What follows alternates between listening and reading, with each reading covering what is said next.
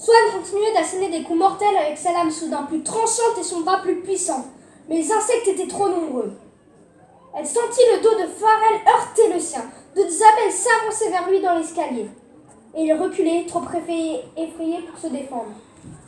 L'une d'elles replia subitement son dard vers l'avant et lui présenta son dard aussi gros qu'une pointe de lance. Mort de peur, Farrell ne bougea même pas lorsqu'elle le lui enfonça dans le côté. Il poussa un terrible cri de douleur et s'effondra dans les jambes de Swann. Cette dernière trébucha sous le bec qu'elle était en train de combattre et perdit le contrôle de son épée. S'écrasant près de Farrell qui se tordait de souffrance, elle tendit les mains pour en laisser sortir les flammes dont les chevaliers se servaient pour incinérer les cadavres de leurs victimes. Cela empêcha les insectes les plus rapprochés de leur planter d'autres dards dans le corps. Mais lorsqu'ils commencèrent à s'écrouler sur eux, elle craignit que de leur poids ne les fasse suffoquer. Une multitude de rayons lumineux se mirent alors à zigzaguer dans le grand portique. Les abeilles s'écrasèrent les unes après les autres sur les murs de pierre, succombant à la force de frappe des chevaliers d'émeraude. Kira aurait bien aimé se servir de son étonnante puissance de destruction contre ces affreuses bestioles, mais ses compagnons se trouvaient au milieu d'elle. Ils auraient péri en même temps. Elle se servit plutôt de sa redoutable épée double et faucha antennes, pattes et dards en faisant bien attention à ne pas blesser les siens. « Swann !» héla la voix forte de Wellam. « Je suis sous les cadavres !» répondit-elle en colère. « Aidez-moi, Farrell est blessé !» Je vais vous lire L'école des femmes de Molière. Acte 3, scène 2. Agnès, pour m'écouter, laissez là votre ouvrage. Levez un peu la tête et tournez le visage. Là, regardez-moi, là durant cet entretien. Et jusqu'au moindre mot, imprimez-le-vous bien. Je vous épouse, Agnès. Et 100 fois la journée, vous devez bénir l'heure de votre destinée. Contemplez la bassesse où vous avez été, et dans le même temps, admirez ma bonté.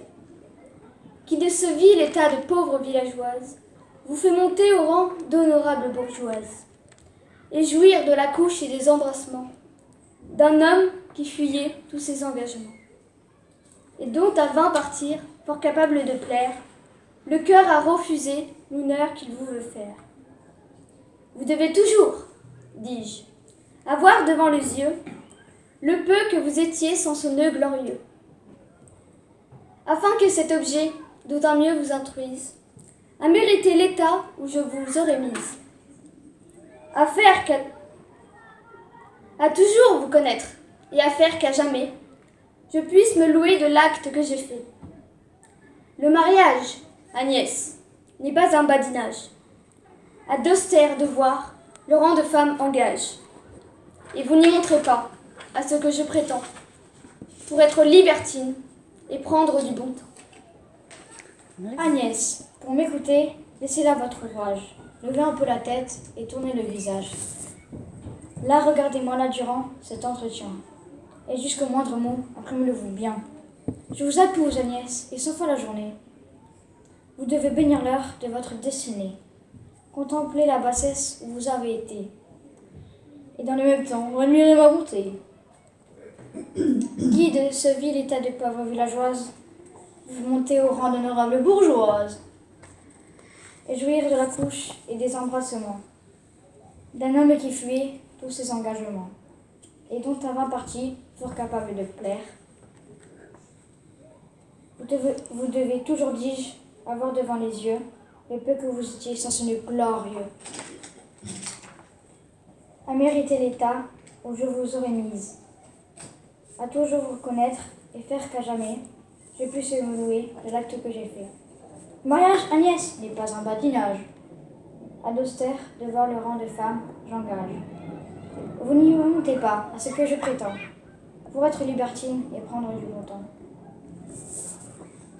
Au proie au souffle noir qui n'épargne personne, elle étend sur son front son aile qui frissonne. En veille, la colombe a peur pour le roseau, car le sort menace nous tienne dès le berceau. Qu'on soit un petit prince ou bien un petit pâtre, nul n'échappe au destin son oncle opiniâtre. Se mêle à nos cheveux et nous traîne effarés. Oh, fixe ton regard sur ses yeux adorés. Ici-bas, c'est ta mère, et là-haut, c'est ton nom. Cette femme a subi plus d'une épreuve étrange. Enfant, c'est toi qui dois l'en consoler. Retiens que touchante à nos yeux, elle est sacrée au tien. La nature la fit reine, et le sort martyr. qui la voit pleurer sans un charme qui l'attire. Hélas, l'ombre d'hier s'assombrit aujourd'hui. Elle accepte stoïque et simple l'âpre ennui, l'isolement la fond dans un saune lapide. La haine des méchants s'émeut le stupide, qui broie un diamant ainsi qu'un grain de mine, et toutes les douleurs contre-coups de l'exil. Oh, l'exil! Il est triste, il s'en va, grave et mort, traînant un deuil sans fin dans l'espace sans borne. Et sur le dur chemin qui vers l'ombre descend, hélas, on va tomber goutte à goutte le sang, des racines du cœur qui pendent arrachées. Le malheur, c'est le feu, et dans les branches séchées. Il dévore joyeux nos jours évanouis. Naguère, elle brillait au regard ébloui. Pareil au mois de mai qu'un zéphyr tiède effleure. Naguère, elle brillait, maintenant elle pleure. Ce rayon n'a duré que le temps d'un éclair. Arachné se cambra, tandis que ses paupières, enduites de peinture blanche, clignaient deux fois. Personne ne m'a appelé par ce nom depuis très très longtemps. Non, pitié, non. Faites que ce ne soit pas vrai. Skandar aurait donné n'importe quoi pour effacer ces mots, pour remonter le fil du temps, afin de continuer à se convaincre que sa mère était une bonne personne dont il pouvait être fier. Il eut brusquement l'impression que l'écharpe qu'il portait autour du cou, dans l'idée de la lui rendre, l'étranglait. Le contenu de la boîte à chaussures, dans l'appartement de Margat, lui revint tout à coup en mémoire. Comment se pouvait-il que la femme que son père avait aimée, qui avait laissé derrière elle un marque-page, une barrette, le porte-clés d'une jardinerie, soit aussi cette voleuse, cette meurtrière? Erika Everhart avait tué 24 licornes avant de venir sur le continent, avant de devenir sa mère. Tout le corps de Skandar était secoué de tremblements. La seule chose qui empêchait à cet instant son cœur de voler en éclats était son lien avec Vorian, dont il sentait plus que jamais la présence. Alors que les images d'une mère aimante se dissipaient comme la fumée émise par une licorne pour être remplacée par celle de cette femme, Erika Everhart, l'Arachné. Mitchell avait repris la parole. Rendez-nous taillant d'argent et flot, et on dira à tout le monde qui vous êtes. Laissez-nous partir, et on ne cherchera pas à vous nuire. L'Arachné répondit d'un éclat de rire éraillé à son mensonge grossier.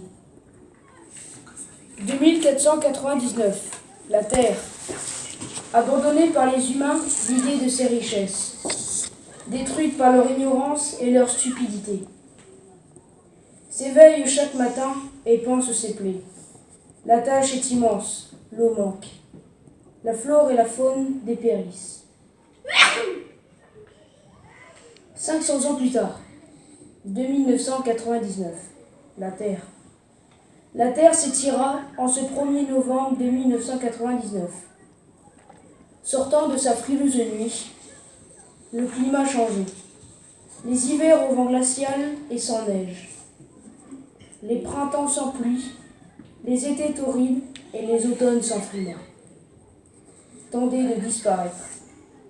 Cette année, dès le 1er jour de janvier, les flocons de neige avaient déjà recouvert le Grand Nord. De grands blocs de glace s'étaient formés, prenant de curieuses formes. Au sud, de fines gouttes de pluie s'étaient mises à danser, transperçant le ciel gris. Au printemps, les brèches béantes dans le lit de certaines rivières avaient disparu, laissant la place à des cours d'eau gonflés d'une onde pure. De grands et verts pâturages naissaient auprès des lacs. Les rivières déversaient des flots abondants dans tous les creux, remplissant de leurs doux murmures les cavités les plus profondes. Merci. Agnès, pour m'écouter, laissez là votre ouvrage, levez un peu la tête et tournez le visage. Là, regardez-moi durant cet entretien, et jusqu'au moindre mot, imprimez-le-vous bien. Je vous épouse, Agnès, et 100 fois la journée, vous devez bénir l'heure de votre destinée, contempler la bassesse où vous avez été, et dans le même temps, admirer ma bonté, qui de ce vil état de pauvre villageoise, vous fait monter au rang d'honorable bourgeoise, et jouir de la couche et des embrassements d'un homme qui fuyait tous ses engagements, et dont à fin partie, fort capable de plaire, le cœur a refusé l'honneur qu'il veut vous faire. Vous devez toujours, dis-je, avoir devant les yeux le peu que vous étiez sans ce nœud glorieux, afin que cet objet, d'autant mieux vous instruise à mériter l'état où je vous aurai mise. À toujours vous connaître et faire qu'à jamais je puisse me louer à l'acte que j'ai fait. Le mariage, Agnès, n'est pas un badinage. À d'austères devoirs le rang de femme engage, et vous n'y montez pas à ce que je prétends, pour être libertine et prendre du bon temps. Cet été-là, ma mère était enceinte. Après le déjeuner, je jouais aux dames avec Jacob, lorsque j'entendis des éclats de voix dans la cuisine. Ma mère criait d'une voix aiguë. « Tu n'as pas le droit de me dire cela. Si c'est un garçon, bien sûr qu'il sera circoncis. » Et j'entendis ma grand-mère dire d'une voix forte. « Et quand les nazis arriveront, ils lui baisseront la culotte et ils le tueront. C'est ça que tu veux ?» Ma mère se mit à pleurer.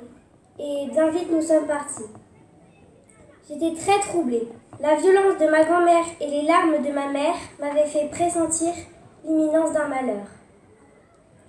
Grand-mère Ewa était polonaise et s'appelait de son nom de jeune fille Ewa Proboszka et venait d'une grande famille catholique. Mais personne ne le disait parce qu'elle s'était convertie au judaïsme par amour. C'était une belle histoire qui me plaisait. Elle avait grandi dans une vraie maison avec une cuisinière et une bonne. Ses parents ne lui avaient jamais pardonné son mariage avec un juif, mais ils étaient morts très peu de temps après. Et elle n'en avait jamais éprouvé le moindre regret ou remords.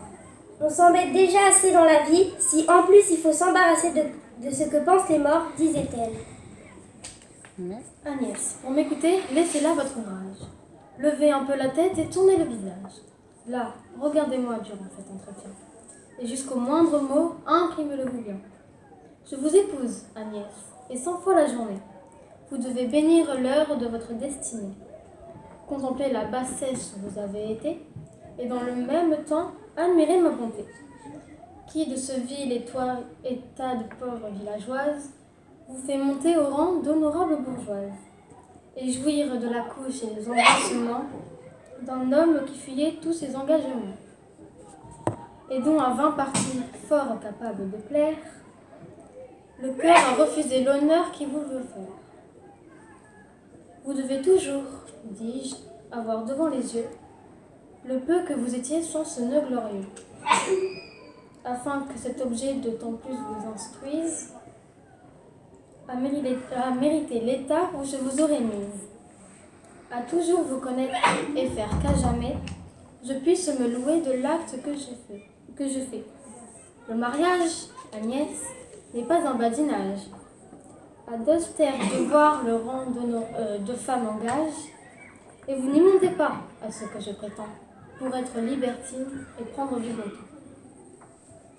Je la vois se dessiner contre la fenêtre de la chambre, contre le tout commencement de la lumière, sans voile, comme si elle était née avec l'aurore.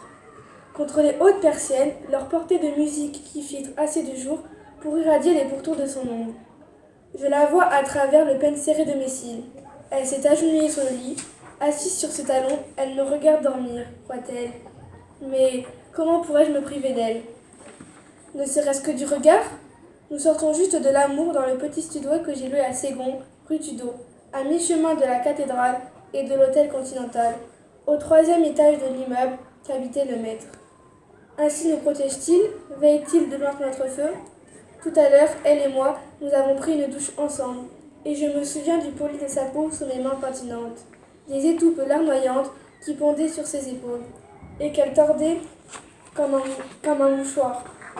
Et je me souviens de la pensée que j'ai eue alors, au moment où je la frictionnais, et où je la serrais comme un enfant qui arrive du froid. De cette pensée que je sérine désormais sans me lasser. Jacques sera toujours là, au bout de mon bras, de ma main, en dépit des hommes qui s'interposent entre nous. Des océans qui éloignent nos rives, toujours là, malgré les haines, malgré les querelles, car notre amour est plus fort que tout, plus fort que toutes les âmes réunies, que toutes les ignominies. Merci. Bonjour, dit le petit prince. Bonjour, dit l'aiguilleur. Que fais-tu ici, dit le petit prince. Je trie les voyageurs par paquet de mille, dit l'aiguilleur. J'expédie les trains qui les emportent, tantôt vers la droite, tantôt vers la gauche. Et un rapide illuminé grondant comme le tonnerre, fit trembler la cabine d'aiguillage. « Ils sont bien pressés, dit le petit prince. Que cherche-t-il » L'homme de la locomotive l'ignore lui-même, dit l'aiguilleur, et gronda, en sens inverse, un second rapide illuminé. « Ils reviennent déjà » demanda le petit prince. « Ce ne sont pas les mêmes, dit l'aiguilleur. C'est un échange. » Ils n'étaient pas contents là où ils étaient ? On n'est jamais content là où l'on est, dit l'aiguilleur, et gronda le tonnerre d'un troisième rapide illuminé. Ils poursuivent les premiers voyageurs ? Demanda le petit prince. Ils ne poursuivent rien du tout, dit l'aiguilleur. Ils dorment là-dedans, ou bien ils bâillent. Les enfants seuls écrasent leur nez contre la vitre. Oui. Les enfants seuls savent ce qu'ils cherchent, fit le petit prince. Ils perdent du temps pour une poupée de chiffon, et elle leur devient très importante. Et si on la leur enlève, ils pleurent. Ils ont de la chance, dit l'aiguilleur. Merci. Comme il faut devant lui que je me mortifie, quelle peine à cacher mon déplaisir puissant. Quoi ? Pour une innocence, un esprit si présent. Elle a faim d'être telle à mes yeux, la traîtresse. Où le diable à son âme a soufflé cette adresse. Enfin me voilà mort par ce funeste écrit. Je vois qu'il a, le traître, empaumé son esprit. Qu'à ma suppression, il s'est ancré chez elle. Et c'est mon désespoir et ma peine mortelle. Je souffre doublement dans le vol de son cœur, et l'amour y pâtit aussi bien que l'honneur. J'enrage de trouver cette place usurpée, et j'enrage de voir ma prudence trompée. Et je sais que, pour punir son amour libertin, je n'ai qu'à laisser faire à son mauvais destin, que je serai vengé d'elle par elle-même. Mais il est bien fâcheux de perdre ce qu'on aime. Ciel, puisque pour un choix, j'ai tant philosophé. Faut-il de ces appâts m'être si fort coiffé ? Elle n'a ni parents, ni support, ni richesse. Elle trahit mes soins, mes bontés, ma tendresse. Et cependant je l'aime après ce lâche tour, jusqu'à ne me pouvoir passer de cet amour. Sot, n'as-tu point de honte ? Ah, je crève, et j'enrage, et je souffletterai 1000 fois mon visage. Je ne puis faire mieux que d'en faire ma femme, ainsi que je voudrais. Je tournerai cette âme, comme un morceau de cire, entre mes mains. Elle est, et je lui puis donner la forme qui me plaît. Il s'en est peu fallu que durant mon absence, on ne l'ait attrapé par son trop d'innocence, mais il vaut beaucoup mieux à dire vérité, que la femme qu'on a pêchée de ce côté. De ces sortes d'erreurs, le remède est facile, toute personne simple, aux leçons et docile, et si du bon chemin on l'a fait écarter, 2 mots incontinuants lui peuvent rejeter. Mais une femme habile est bien une autre bête. Notre sort ne dépend que de sa seule tête. De ce qu'elle s'y met, rien ne la fait gauchir, et nos enseignements ne feront que la blanchir. Son bel esprit lui sert à rayer nos maximes, à se faire souvent des vertus de ses crimes, et trouver pour venir à ses coupables fins des détours à duper l'adresse des plus fins, pour se parer du coup en vain. Une femme d'esprit est un diable en intrigue, et dès que son caprice a prononcé tout bas l'arrêt de notre honneur, il faut passer le pas. Beaucoup d'honnêtes gens, on pourrait bien que dire, enfin, pour mon étourdi, n'aura pas lieu d'en rire, par son trop de caquet, il a ce qu'il lui faut, voilà de nos Français l'ordinaire de faux. Dans la possession d'une bonne fortune, le secret est toujours ce qui les importune, et la vanité saute à pour eux tant d'appâts qu'ils se pendraient plutôt que ne causaient pas.